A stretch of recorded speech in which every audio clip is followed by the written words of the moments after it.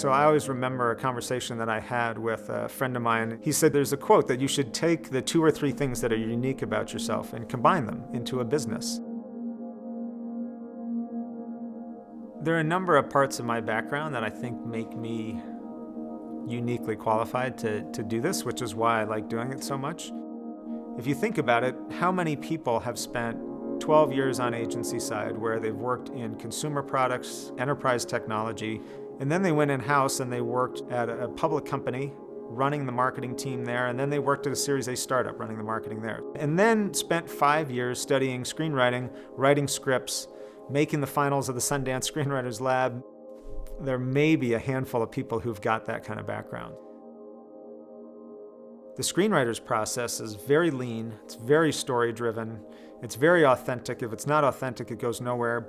And at the same time, it has to be commercial, because once you've finished writing a script, it's not anything other than about 110 pages until you go convince somebody to turn it into a film. So it has to be always created with the commercial viability in mind, and that's directly applicable to business.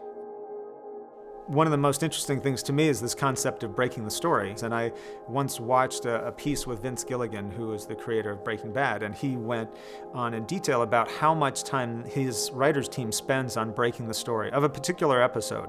And what that means is they're trying to tear apart what this story means at its core. What is really going to happen to the key characters? What are we trying to do? And he says once we get done, any writer in the room can go write that, because we have gotten it down to such a level that now it's just execution. Now it's just those pieces. And so when I work with companies, we're trying to do that exact same thing, that I'll work with a marketing team or an executive team often where I do the breaking of the story because they've got busy schedules. They don't need to be the writer's room with me. But that gets us to the essence of it. And once we have that, then all the other pieces start to fall in place, and it's something that everybody can rally behind.